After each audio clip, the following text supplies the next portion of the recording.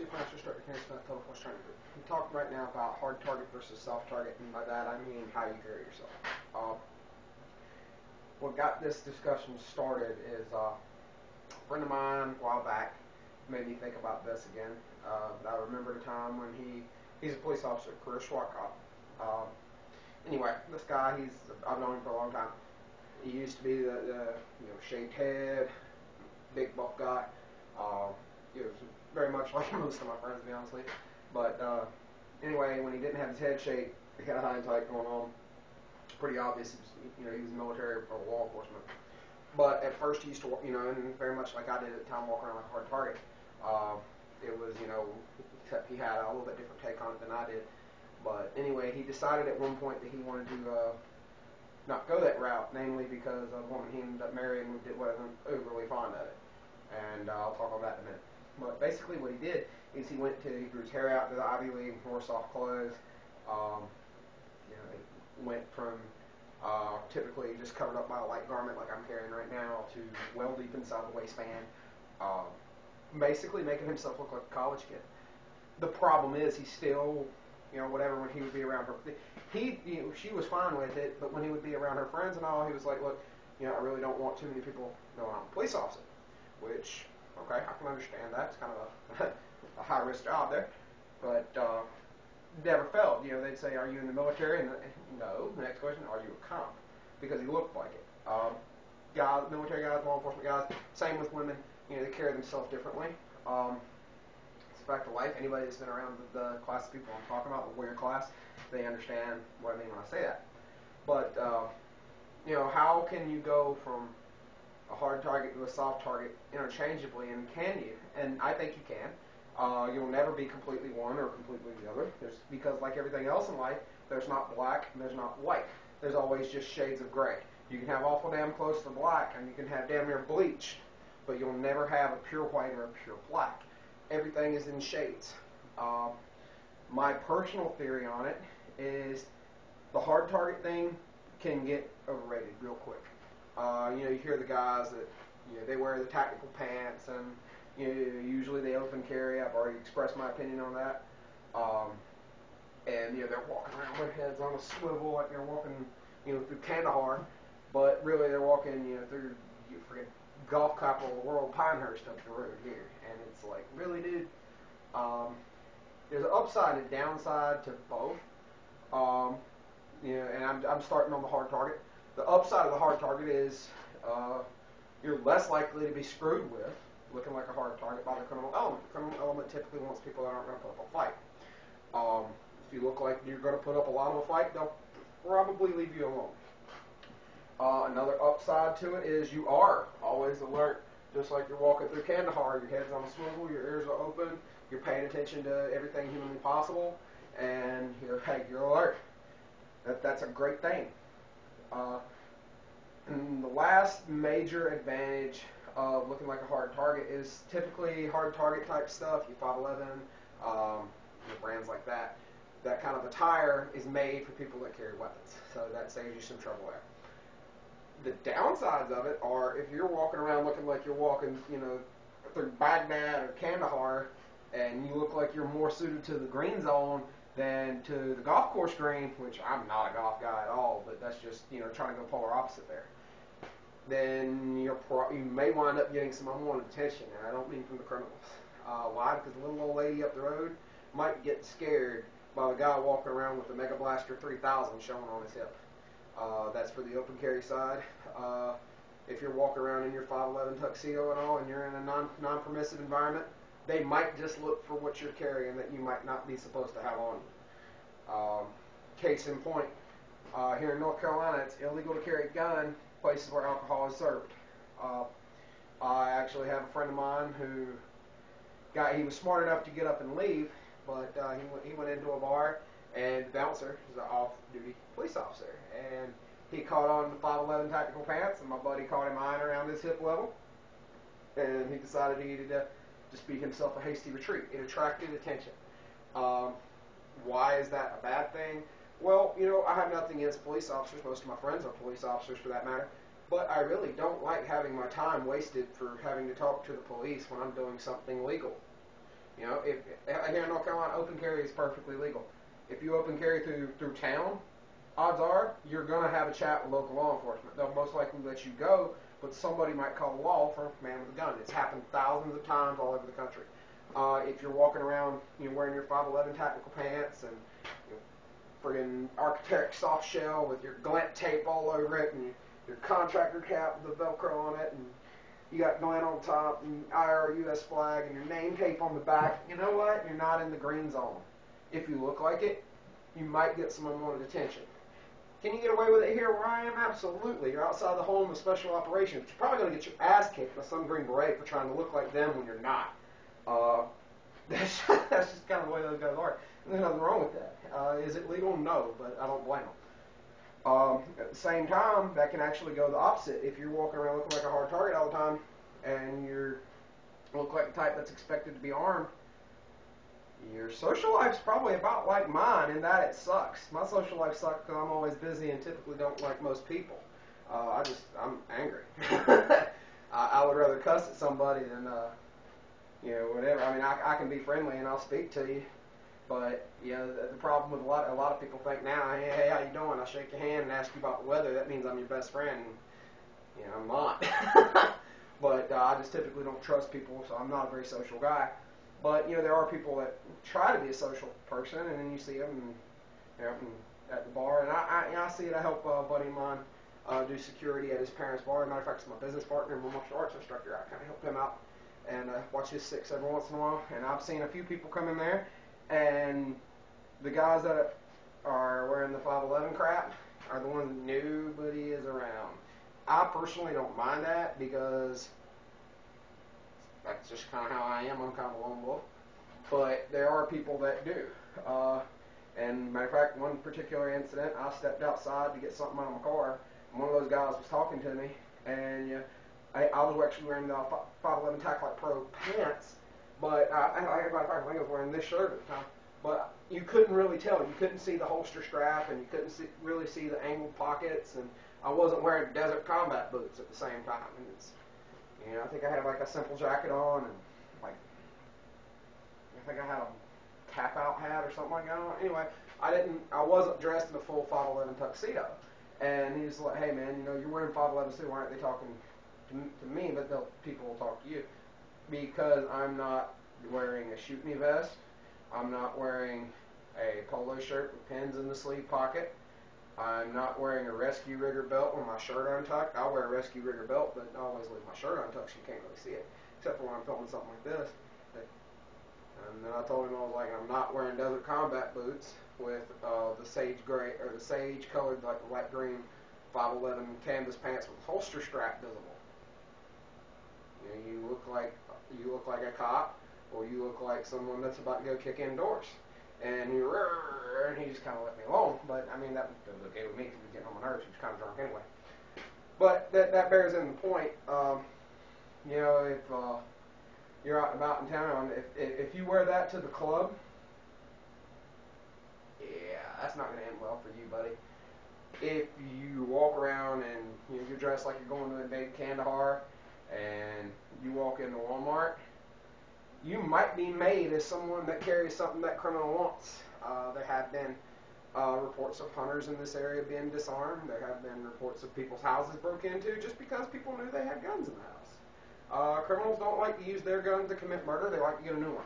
Or maybe they've committed a murder with their gun and need to get rid of it, so they want a new one. If they think you have a gun, they may just select you. Okay? That's just one other issue with the disadvantage of the hard target. Between that and police involvement, it's really the biggest disadvantages of it.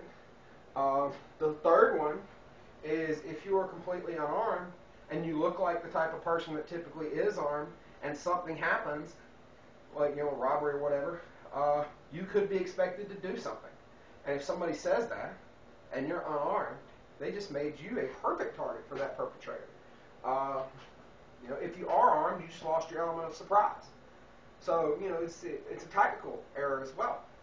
Should you carry yourself like a hard target? Absolutely. Should you, obviously if you're a plainclothes police officer and you're not really plainclothes, like a soft uniform police officer, that's one thing. If you're on duty, you have to comply with your regs. But if you're off duty or, working straight plainclothes, This is something to consider. Uh, Me personally, I'm a blend between soft target clothing, and I try to look like a soft target, but I carry myself like a hard target. So let's talk about looking like a soft target for a little bit. Biggest advantage of looking like a soft target is no one pays you a second look. No one pays you a second look.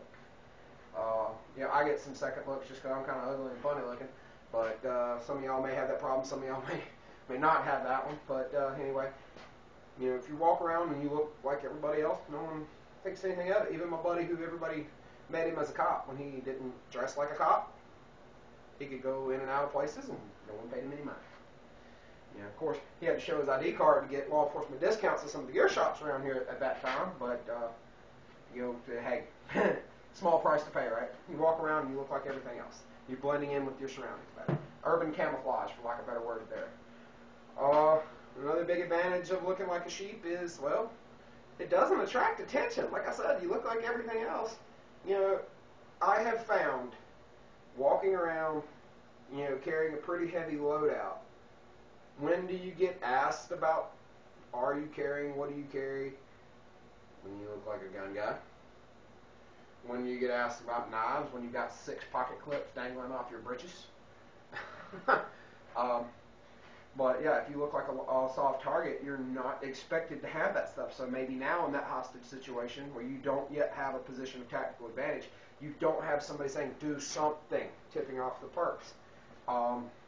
Another benefit of that, and this happened to me, well, I guess, never mind, this is a disadvantage, but I'll add that in later. But, you walk around, it's easy to find soft target clothes. The disadvantage of having to find soft target clothes, and I'll go ahead into disadvantages of it now, are you have to buy bigger clothes. So if you've been not carrying for a while, when you change your style of carry, unless your clothes are made for guys and gals that carry guns, you're probably going to need new clothes.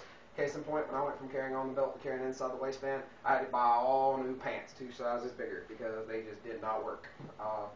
That's the same thing with anybody. If you go from carrying on the belt to inside the waistband, you're going to need bigger pants. If you want to carry on the belt, you're probably going to need a shirt that's a size too big. Things like that. You have to change your wardrobe to look like a soft target and still carry a weapon. Second thing is most normal people clothes are not really tough. I've had all kinds of blue jeans get the little lip up here tore up from pocket clips on flashlights and knives and stuff like that. So you may have to replace your clothes faster. Third thing is, if you want to go to a training class, you wear your gun guy clothes because they give you freedom of movement. They're designed for guys that shoot, move, and communicate. Guys and gals that shoot, move, and communicate. Right? Whereas these are like Levi's blue jeans. I would not wear these to a shooting class because I'll probably rip them. I've got some jeans that I would have no problem with, but not all are created equal, much like everything else in life. Then a biggest disadvantage that I found of trying to look like a soft target, and it can go both ways.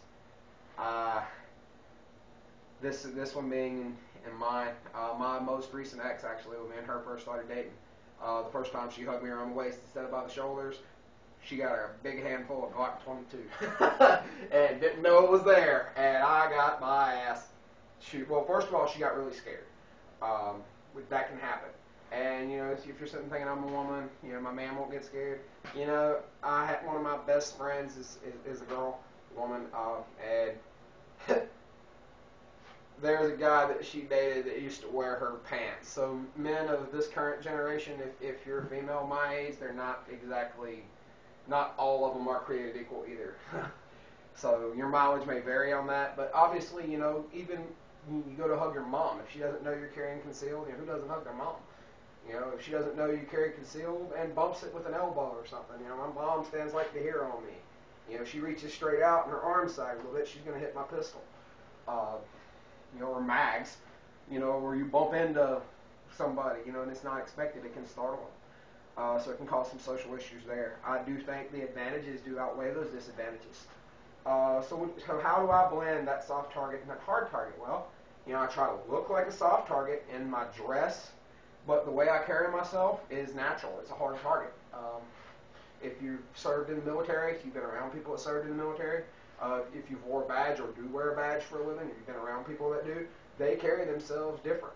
I mean, they're not moping, they're not submissive. It's very obvious that guys and gals in the military and law enforcement communities, the type A personality, if you will, they're dominant.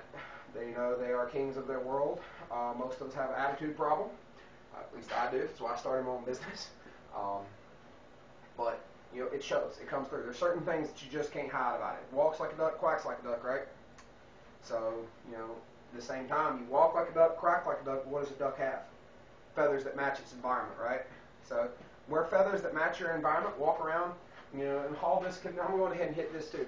The crowd that says you should always be in condition yellow. And when you ask them to define condition yellow, they say your head's on a swivel, you're listening to everything, and you know everything that's going on around you. People that say that, their lives must suck. Okay?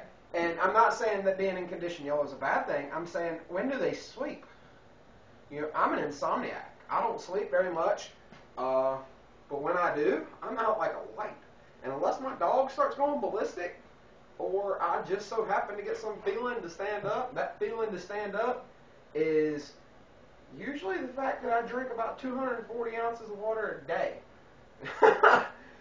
So hey, fact of life. But other than that, other than bodily functions and the dog raising hell, or hearing some auditory stimulus, I'm not looking and seeing what all's going around when I'm asleep. I don't know anybody that is, and if you are, that's awesome. So the next thing I ask is, they ride off to sleep. What happens when you're your significant other, bro? Or for a lady, what happens when you're with your man? It's, my last ex used to get mad because I would see somebody from my past life that looked at me, and I'm making sure they're not about to head my way. The best one, the man who beat the crap out of my mama, said something to me in Walmart one time. And he actually he got very lucky in that one, because I didn't feel like going to jail that night. And I would have just went to jail. I would probably went to prison if I acted on the first thought that crossed my mind. You guys have probably seen enough of me to kind of figure, man lays his hand on my mama, what's the only thing on my mind next time I see him, especially when he said something to me. Suffice it to say, I actually let my cooler head prevail for once in my life, and I'm glad I did. But anyway, needless to say, I'm looking around. I went straight into that aggressive alert mode, and I'm looking for threats, because now to use a canine term, I'm keyed up. Okay? She did not like that. I was actually in trouble for about 3 days over that. But anyway, when you're out and about, it's kind of hard to do that. You can get a look around and keep your situational awareness, but you don't have to be all heads on a swivel and all. Because I'm going ahead and tell you, every girl I've ever dated, if I'd have got my head on a swivel, if I was on a date with them and not paying attention to them, I'd have got the taste slapped out of my mouth. And that would have been a one-trick pony. One-time wonder on that one. So, you can't always be like that. You can't always carry yourself like a hard target. You have to back off a little bit occasionally, if for no other reason than go to sleep. If you're a parent and you've got your kids around, like I've noticed this, I was at the park, same girl I talked about earlier, the one whose man was wore her pants. Her son, we were out at the park when her son was running around, and I would get a look over at people around every once in a while, but I found I wasn't trying to look around, because I tell this particular girl she may as well be my sister. So, and I mean that. So that basically means this is, my nephew, just not my blood. So I'm paying attention to him, making sure he doesn't get himself hurt, and he's liable to jump off something or whatever. And I'm looking around, but I found myself paying more attention, to other things. I wasn't, looking around like I was in Kandahar. So, just take that for what it's worth. You can't always be in condition yellow. Learn how to use your other senses, and just glance, just walk around, look around. Think like a tourist. The best analogy I can think of is be like a tourist. When a tourist is not around, they're looking at stuff, they're paying attention to everything, they're not really paying attention to nothing, but they look like they're just kind of there. That's the best way I can describe it. This is kind of a complicated subject. I'll probably do a write-up on this too, and in a little bit more detail. I hope you all enjoyed the video. Hopefully this will get some good discussion going. Find us on Twitter. My name, Kenny B. Smith. You can find me on there. You can find me or the business on Facebook, anyone. We're on Google+, and obviously on YouTube. check our website, totalforcetraining.weebly.com. We'll have some trade craft classes put together. I look to have some of those going by the end of the year. And hope to see everybody at some of those, and we'll talk about this in detail there. And like I say, I'll try to get a write-up going on it, and I'll publish it on my Facebook page and probably on Google Plus too. Hope you all enjoyed this. Stay in the fight.